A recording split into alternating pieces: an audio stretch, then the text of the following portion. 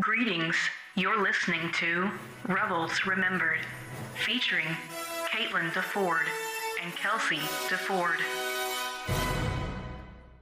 Greetings, travelers across the galaxy. I am Caitlin. I am Kelsey. And this is Rebels Remembered. And this week we are discussing Season 2, Episode 20, Mystery of Chopper Base. This episode premiered on March 23rd, 2016. It was written by Stephen Melching and directed by Bosco. His last name I can't pronounce. Synopsis reads, Kanan, Ezra, and Ahsoka prepare to depart to unravel Vader's secret, while the rebels find a way to fend off predatory creatures that occupy the planet. So this is the episode right before the finale. We're probably going to talk about it more, but there is definitely some foreshadowing elements in this episode. Yeah, it's also one of those episodes that ties into previous episodes. You know, we've seen a lot of standalone episodes that kind of tie into things, like the one with AP5 and Chopper, which is, I believe, before this one. Yeah. This is the base that AP5 and him are able to locate, so why it's called Chopper Base. I don't know why it's called No, it's not called Chopper and AP5 Base, but I guess it's a shorter name. And also going backward to the Temple episode, Shrouds of Darkness. They're meeting with Yoda and him saying to go to Malachor, and this is sort of like before they leave, essentially. Yeah. So, yeah. And if you have seen Rebels before, like we have, you know when you... But I even think when I first watched this episode, I knew something was up. Like, something was about to happen on Malachor. Yeah, because, I mean, even throughout this episode, even if you don't know what happens in the series, like in the Season 2 finale, this whole episode has just a sense of, one, it's spider creatures, so yes, that's terrifying. Yeah. But also, it's just sort of a foreboding episode, yeah. I think. Some trivia here, speaking of the spiders. The Krykna spider creatures are based on Ralph McQuarrie's artwork of enormous arachnids found in the swamps of Dagobah. So please pray for me as I edit this for our YouTube, because I'm going to have to be looking at these pictures, and as Kelsey can tell you, I'm a huge arachnophobe. So, I don't like insects either, period, but I feel like your arachnophobia is, like, even bigger than really mine. bad, like, very bad. So, yeah, that'll be fun, having to put this picture of that, because I've seen it, of Rob McQuarrie's giant spider creature. Can you imagine those on Dagobah? I can't. Anyway. It's fitting that Zeb calls creatures that annoy him as bogans, as that was an early word used in the Star Wars scripts to describe the dark side. The Lasat used the light side counterpart word Ashla from the same source. That's Interesting. Is like, I think he calls them stupid bogans or something like that. Yeah, so what does bogan mean in Lasat? What does that word connotate? We know it meant dark side in original story treatments, but I do wonder, like, what does that mean in Lasat terminology, or is it like Lasat slang? Maybe it's slang because it's talking about maybe something that frustrates you or annoys you, or okay, maybe it is slang. So I thought this was interesting. We opened this episode with Kanan and Ezra training together with their lightsabers. The opening sparring match is the first on-screen appearance of a lightsaber in training mode.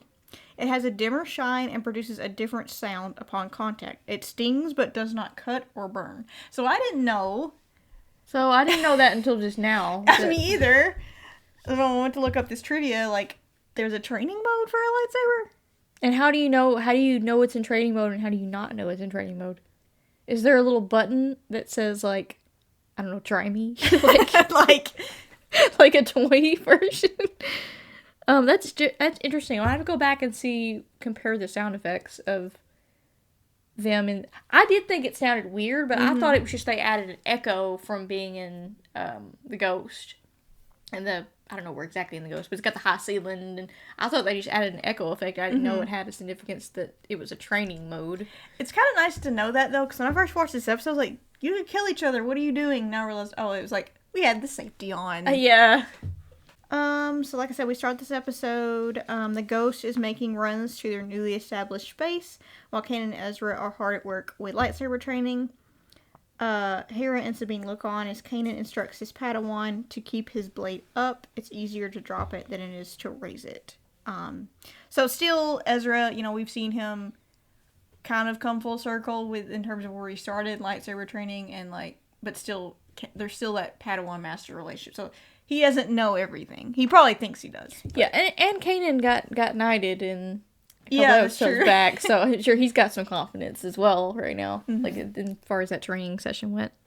So basically they fight to where Ezra and Kanan, they sort of pause, as in the midst of battle. Like, Ezra's like, I've got you, and he's got his lightsaber pointed at him. Mm-hmm. But Kanan's got his turned the other way, near Ezra's stomach. Mm-hmm. Which I thought was like, oh my gosh, you totally could have hurt each other, until I just heard it was training mode. Yeah. I didn't think about that. So their duel ends in a tie. I think they say they've had multiple ties in this moment. And then Kanan reminds Ezra that there is, he says there's no such thing as a tie in actual duels. You lose, you die, which is kind of dark to say, but that's true. True. And then Ezra says you win by killing an Inquisitor. And Kanan responds, no, you win by surviving. So Ezra's kind of, since his little conversation with Yoda, he wants to get rid of these Inquisitors. Mm-hmm. I mean, not only are they, just an annoyance, but they're getting in the way of the larger rebellion. Yeah. Yeah, and just, threatening his friends. And as we see in season 2, he's at the end of season 2, which is the next episode for the finale, he sort of carries that. And so I feel like ever since, even before they met with Yoda on that temple, he's had this different idea of how to win versus what Kanan, believes. But at the same time, it's like, well, you've got to get these guys off your back somehow. True. Because they keep coming back. For how? I don't know how they're tracking them. That's a whole other issue, that's a whole other thing. So the crew lands at their base, and Hera is unimpressed by Kanan's lack of enthusiasm. He's like, this is my excited face. Which I feel like Kanan, he's come a long way from the beginning of the season, not necessarily wanting to help the rebellion, to actually, he says in this episode that he understands what Hera meant. Yeah. But yeah, I thought it was kind of funny that he's still kind of unenthused about the base. Yeah. AP5 is a part of the crew. He's already bickering with Chopper about the timeliness of their shipments, so he's still being statistical. Statistical and logical. As Rex, so Rex is in this episode, he briefs the crew. He points out that the scouts found a fresh water source. Sensor markers will be placed around the perimeter of the base to alert them if anyone comes by unannounced, which is kind of nice. It's almost like motion sensors, so especially if you got those nasty pro droids that kind of wander around. If they, I'm assuming, get close to a sensor or anything, that they'll basically know that someone's there. Rex says, this planet may be hot, dry, and unpleasant, but at least there's nothing trying to kill us. Famous last words. Mm-hmm. He possibly spoke too soon, as Lieutenant Dicer of Phoenix Squadron is setting up a marker. A skittish shelled creature scurries away from an oncoming threat. You don't see the spider, but you kind of... Did you know it was going to be a spider? I really did. I don't know why. I was like, it's got to be a bug of some sort. I don't know why. It usually is bugs or, what Zeb and Callus face in the cave. So it's got to be something to do with the cave. Something big as well. Like a big creature, not just like a little tiny whatever annoyance like a loft cat. Like huge. Yeah. A real threat. Meanwhile, Kanan and Hera discuss the crew's victory of establishing themselves as a successful rebel sector. And this is where Kanan's like, everything's coming together. We've got our base from if you think about where they've started to now. Mm-hmm. And Kanan's like, we have everything we need. And she says, except you and Ezra. Which I think is really sweet, because she's always had a bigger goal in mind for being part of a fleet and being part of a larger rebellion. But the fact that it's almost like she's saying, it's not complete if you two aren't here, because you guys are my family and such. So yeah, that was kind of sweet. I think Kanan tells her that they plan to leave as soon as Ahsoka returns. So at the very beginning of this episode, we get this hint that Hera is... She's not really on board with Kanan and Ezra leaving with Ahsoka. Just because you're facing down Inquisitors and you just don't know. I mean, I guess part of it would give me comfort if I was Hera was like, this dude took out Granddaddy, rip, Inquisitor, like, you know, but still, there's that uncertainty that you have to deal with them, like, letting them leave and face that. Kanan expresses support of the larger rebellion, but explains that none of that matters if he doesn't take care of his own important business. Like what we just said earlier about these Inquisitors, we don't get them off our backs, like... Everyone in the fleet is in danger, because they'll just report them to the Empire, and we'll be back to where we started, at the beginning of, or episode 10 this season. Which to me was kind of calling back to them. That was the reason I had to get rid of the Grand Inquisitor, because he was always following them around and tracking them. Yeah. The two are interrupted by news that Lieutenant Dicer never reported back from her scouting mission. Sabine and Rex take the Phantom to the North Face to investigate. And then we cut to this great moment with Zeb. I think Ezra's looking for him on the ship. And he is enjoying fresh air and privacy in his own private bunker of crates, posters, and rock music. And I love this music because it feels like either 70s or 80s vibe to me. Yeah, me too. Which, I mean, the original trilogy is 70s and 80s. So yeah. Ezra tells his friend that he will be leaving, and he doesn't know when or even if they will be back. So here's another foreshadowing. Yeah, if. We don't know what's gonna happen, you know? And then, like, Zeb reassures him. It's like, oh, no, y'all will be back. It'll be fine. Yeah. Very different from Hera's, you know? Yeah, totally different attitude from Zeb. They enjoy a poignant moment with the sunset, and Zeb's blaring music as her soundtrack. So another sunset. Sunset, guys. I don't know if it was... I guess it was foreshadowing what's to come for the Argos crew, but also it foreshadows... Spiders like the dark. Oh, I didn't think about that. So not only is the sun setting kind of symbolic of the foreshadowing, but it's also like... Something right now was about to happen. That makes sense. Yeah, there's multiple sunsets in this one. Back on the North Face, Sabine and Rex discovered that Dicer has disappeared while placing a sensor, and then the spider emerges. They begin blasting it. I'm sorry, I'm seeing it in my head, and I can't. Like, the eyes and the way it moves, I can't. It almost like its pinchers, like I think I said this, like almost look like a parrot mouth in a way. It's really odd the way it's designed. Oh, I can't. Sabine is knocked over, and then Rex is captured by its legs. Sabine fights back, blasting them left and right, but as she stands near the marker, they retreat. So this was kind of my first moment of, like, did you know it was good, like the marker was going to be... Yeah, I think that kind of told me, okay, at least that's a good thing, because if we get out of this, then those markers will keep them away from the base. Yeah. It's just, after that point, no one goes out by themselves unless they have a marker with them.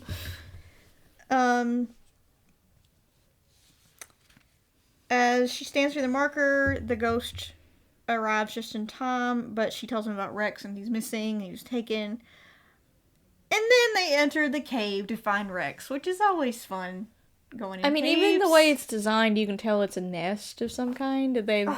Because the way that these spiders sort of emerge... I'm sorry. Maybe Nightmare Fuel.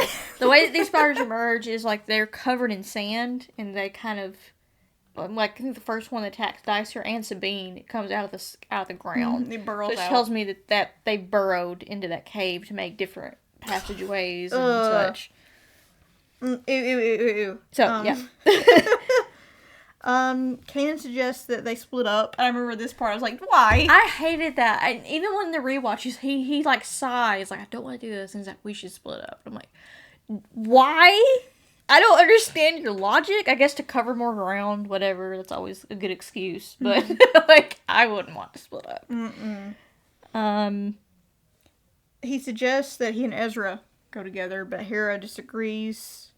Or no, Kanan goes with one, and then Ezra goes with another group. But Hera's like, no, you two should go together. Yeah, she's got some attitude here, because she says, we've got to get it used to, she tells Sabine, we've got to get used to not having them around. Which is kind of sad. And I noticed as she walks by Sabine when saying that, Sabine kind of notices that something's bothering her. Like, yeah, like, what do you mean? The Jedi duo quickly come upon a spider. As Kanan prepares to attack, Ezra has a better idea. Let me try to connect with it. Now, we'll get into it later, why he couldn't connect with this creature, because it just started attacking him. I don't know. I still don't know why. I think later we get that answer in season 3 when they're still there in the first episode with Kanan having to do some things with them. I think it's obviously fear is one thing, but it makes you wonder, are there light side and dark side creatures? I've always wondered that. That's a good question. I'm trying to think if in the Clone Wars if there's... That's a good question. I've always wondered that. Like, maybe he's dark side. You can't connect to him in the light side. Maybe that's what it is. I don't know. But that doesn't make sense, though, because all living things have the Force. Mm-hmm. So why couldn't... I don't know. Yeah, we'll get to it at the end. I think our dad was watching with us, and he had an interesting theory that I didn't think about, which was... obvious, from my perspective, it's like fear takes over. And now once fear comes up, you can't make a connection when you're that afraid. Mm-hmm. And also, that creature is sensing that you're afraid. But so also, it's going to attack because it's feeding off your fear. Yeah. But as far as like connecting with it, like I think Dad said, like, how do you know the screeching isn't a form of communication? It's just when they screech, you get more afraid, and so that disables the connection that you were going to make. Yeah, if someone screamed at me like that, like I'm definitely done connecting with because it's easier to connect with a Purgle that makes a beautiful, majestic whale sound than it is a 8-foot-tall spider that screams. Like, I mean, I guess that, for me, that fear, I think, is a big part of it. So he tries to connect with it. Obviously, that doesn't work. The rest of the crew discover shells belonging to the skittish Dogma creatures. These little, like, they kind of look like hermit crabs. Hermit crabs, yeah. And I felt bad for these guys, and the fact that they're being eaten, I can't. I mean, they gotta eat something, I guess, but yeah, poor little guys. Someone shouts, "I really could use a hand over here," and it's Rex. And for some reason, the legs are holding on to him. Like, why didn't he already get eaten? I always wondered that too. One, it's Rex. Can't have him be killed by a spider. Can't kill him, yeah. But also, like, maybe they were saving him for later. But still, for me, it's like, okay, where's Dicer? They were too hungry and, like, couldn't wait. Like, we ate her. We're full. We'll just hang on to this guy. He's a snack for later. Maybe that's what it was. Yeah, I thought that was stupid. Like, I know you're wrong. I'm glad he didn't die, but it's kind of odd. He's just chilling. Yeah, chilling from the ceiling. Oh, and of course, being Rex, he's just like, me, I would be terrified, but he's just like, I met the neighbors. I don't care for him. I'm like, dude, a spider's really got hold of you. Why are you so calm? I guess because he's Rex. So he's rescued by the crew. Of course, they're now angry because their prisoner or snack was taken from them. Kanan and Ezra return. They begin to slice the creatures' heads with their sabers, which I thought was pretty violent. I thought, yeah, when like they drop down and Kanan stabs it in the head. Mm-hmm. Yeah. They're able to successfully leave the cave, and Chopper pulls through with the ghost. Also, I don't know if it says it somewhere in here, but I think Sabine figured out their eyes are a good target. So if you shoot them in the eyes, then they collapse. I guess they die. It's so I don't know. Because when they shoot them, like, it makes this little burn mark, and then like it looks like bulbousy and gross, and then they die. Yeah. I can't. Oh God, I can't. I'm just thinking about that. And also, I'm gonna say it right now. This is a hot take on our pod right now, but everybody, for some reason, after this point, sucks at shooting them in the eye. Yeah. They're sitting there just going, blasting, and it's not like the spiders take their legs or going, peekaboo. It's like there's nothing there. Maybe the big old honking head they got, but other than that, it's a pretty open target. Yeah. So, yeah. Maybe the fear took over. So, they get to the ghost, but they can't leave because all of a sudden, plot demands that they had to be glued down. So not only are these things like look like spiders, they have some sort of webbing, which don't know where it comes from. It just kind of appeared, and so the ship is glued down. I mean, for a while, it's almost like they're just shooting at these things because they start getting on top of the ghost, and they don't really know what to do. And then Hera even blasts them with the pulse, electric to shock pulse. them off. that didn't work. And then she says something for me was kind of fridge horror when she says, I can't use any more power or be stuck here. And I'm like, I don't want to be stuck there with the spiders. Especially when they start getting in. Yeah, I think Rex even tells them that, hey, they're getting through the airlock. Which, I don't know, I guess their legs are super strong. Yeah. They're able to open up the airlock. So they have this idea that they're going to force push Sabine through the air to get to the sensor marker. Yeah, and I think Sabine is the one that notices when she looks through the window of the ghost, she sees how they're not near that. Mm-hmm. Which is, it's the same marker that Dicer put there, I believe. Okay, yeah. Kanan and Ezra force push her flying through the air to get to the marker and overshoot. All those things. Oh my gosh. Can you imagine being in the air going over those things? So she grabs the marker, but first they overshoot her, and then she's like trying to claw, and then there's one like a bigger one. It looked bigger to me. I could be wrong. I don't know. So she gets the marker, and she's able to get back to the ghost, and that way Ezra and Kanan can get to work cutting the webs with their lightsabers, so that they're able to escape. Also, one thing I meant to mention in this, the way Zeb feels about these creatures, to me, is so funny, because, he's Zeb, and he's, like, muscle man, and, like, yeah, I'll fight whatever, but the fact that he's creeped out by them is, to me, I find so funny. Yeah. He's, like, one of the biggest people there, but he's creeped out by... I mean, I would be. This is not a little house spider. This is a huge spider. They escape. But Rex is reluctant to tell Sato that the new base may not be all they hoped.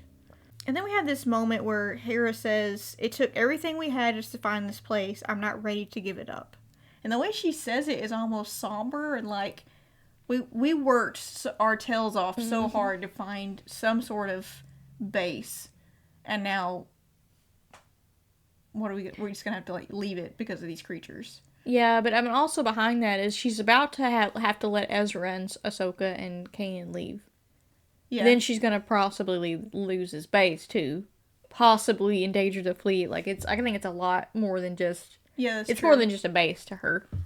When they return safely to the ground, the rebellion is now putting up markers. Of course, Sabine is like, "You better go talk to Hera," because through this whole episode, you see Sabine noticing that. Because she's close with Hera. And obviously she knows, I think everybody knows how Kanan and Hera feel about each other. And she's like, "You better go talk to her, because, like, you're still walking out. You may have told her that, oh, we'll be fine and everything, but her mind's not going to be at ease just because, you say everything's fine, So Kanan goes over to Hera. And I love how he says her name, and then she just immediately, she kind of shakes it off and goes, and she's like talking about how, I've spoken to Sato or whatever. Like, she immediately goes into mission mode. Yeah. Like, I don't want to talk about. Let's deflect. Let's talk about something else. Exactly. And Kanan reassures her, like, we're gonna be okay. But she tells him, "Whatever you're facing, I wanted us to face it together." Kanan responds, "We'll see each other again, I promise." They hug. This lasting shot of them with the sunset. Now, did you know this meant something? Foreshadowing wise. So, I knew it meant something, but I could not figure... I was like... Bleep word. Kanan's gonna die in the next I thought episode? That too. I really did. Oh my gosh, because we've got like them hugging, we've got the sunset. It was almost very similar to the Leia Han thing. I love you, I know kind of thing. Oh yeah. Yeah. Of course, there was actually something happening there. He was getting frozen carbonite, but this was like, I don't know, like it bothered me because there's still that sense of foreboding. You can say all you want, we're gonna be great. Everything's okay, but that threat of danger in the way that it's set up to me was very, very foreboding and very ominous. And that's throughout this entire episode, I feel like not just when. What did you think was going to happen when you saw that? I thought Kanan was gonna bite it. I thought he was gonna die in the next episode. Yeah, because I mean, even how soon did Freddy want to be axed? Season 1. That sounds so mean. Like, I remember Taylor talking about, like, what, you don't like us? Like, what's your problem, dude? I think he wanted, like, a big Jedi, because most Jedi Masters have some symbolic death, and he wanted that big moment, I guess. But, yeah, I think Season 1 is when he was like, hey, wow. when am I going to get my death scene? Well, dude, he wouldn't have been a knight then. You wouldn't have got to be a knight if you had died in Season 1. I mean... So we cut to Ezra, and he makes one last attempt to connect with the spider. Doesn't work. And he says, I guess we won't be friends, which I would be that way too. Dejected. Fine then. You don't get to be my buddy. And he's laying there and he sees Ahsoka. And I don't know why. They never did say where she went. Interestingly enough. Maybe she had some other business. Rebellion business. I don't know. Or something. And she tells Ezra, in my experience, just when you think you understand the Force, you find out how little you actually know. And then Ezra says, I don't think I understood the Force to begin with. And, they walk away. And also, during this moment, you hear Vader's theme. You do? I'm going to replay it for you, but yes, you do. And when the spiders are creeping, you hear... What? Oh, yeah, you do. It's very creepy and very foreboding. Like, something... I just got, like, chills. Something's about it. Gonna happen. And this is where we end the episode. Yep. What was your favorite part about the episode? Besides, I mean, I'm sure your favorite part was this had to be the spiders, right? That was your favorite. My favorite parts were the scene with Zeb and Ezra. Yeah. I love that scene. The scene with Kanan and Hera. And I don't like the cave. I don't like the cave scene. Probably the other part I liked was when they're in the ghosts and they're just crawling everywhere and like they're like kind of panicking, like what do we do? What do we do? Like they're not getting knocked off. Oh like, yeah, and Rex jumps and kicks that spider out of the airlock. That part was great too. What would you rate the episode? I give it a 6. I was gonna say 6. Okay. So we might have had a mind meld. Oh wait, not mind meld. That's Star Trek. Something force sensitive. I don't know. Sharing my mind. I don't know. Yeah, I was gonna say 6 as well. Yeah, the cave part.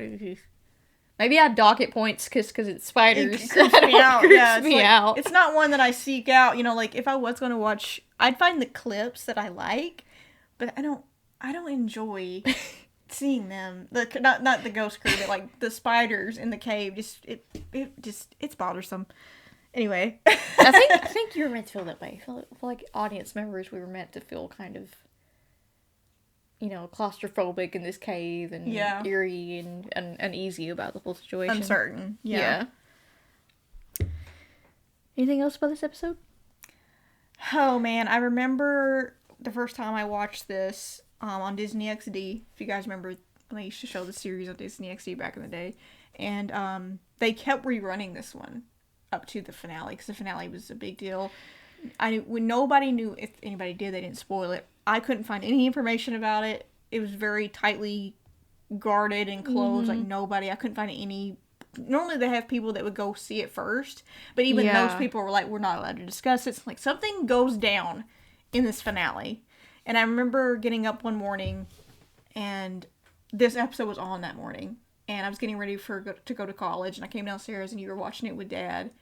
And it was this episode, I caught the end again with Kanan and Hera, and then Ezra and Ahsoka, and they're like, okay, we gotta leave. And I had to go to school the next day, and this was the night of the finale. Yeah. So, it still holds the uncertainty, but now that I know what happens, it's kind of lessened, but I will never forget not knowing and watching this episode. Yeah, it's hard to go back and not know. Mm-hmm. But even if you don't know, something. Something's gonna tragic will be happening in the finale. Mm-hmm. I remember, rewatching this before the finale and turn over the weather because I was a loser and had to check what I was gonna wear the next day for school, and. They said it was going to rain, and it rained all day long into the night. Thunderstorms when the finale premiered. We'll talk about this probably next episode. Yeah, definitely. And I remember it was so funny because I would get on like people's Tumblr, like the Star Wars Rebels fans, and they're like, on this day, here's the weather, buckets of tears. And like, that's kind of interesting because it's raining right now. Yeah, and then I remember the finale, it stormed like crazy. I think it knocked our satellite out did. for like a moment of the finale. It was, and that added something. I don't know why. Watching that with it storming outside is just. That's I will say, like, I do like the character moments because I do think, even if you don't know what's going to happen, they do carry a lot of, like, emotional weight because Yeah. we're almost to the end of season 2. We've been almost 2 seasons with the Ghost Crew, and you start to feel attached to people, and you like their relationships and things like that. So, yeah, just kind of foreboding. I'm not ready for season 2 to end, but Yeah, it's gonna change the game when it gets to the end of season 2. So. Yep. People that have watched it know exactly what we're talking about. Yeah, I know. Oh, it's a good finale, but yeah, we're there, and it's kind of crazy that we're here now. Yep. So, looking forward to discussing it with you and reminiscing again, just like we did with this one. So. Yep. Anything else? I think that's it. You got like a tear, like a tiny No, tear. why are you crying? No. Why are you crying? I don't know. I think I'm from a little. I'm just gonna say that. Was it the spiders? No, it wasn't the spiders. Like, I just started flashing back to Hera and Kanan, and I don't know, it affected me. You don't know why. I mean, we know why, but can't talk about it. Yeah, sucks. But they're definitely gonna be challenged. We know it's coming. Yep. So, Just sucks. I get it. We can't all be happy. We gotta have challenges, but to that degree, the judgment. you writers killing us.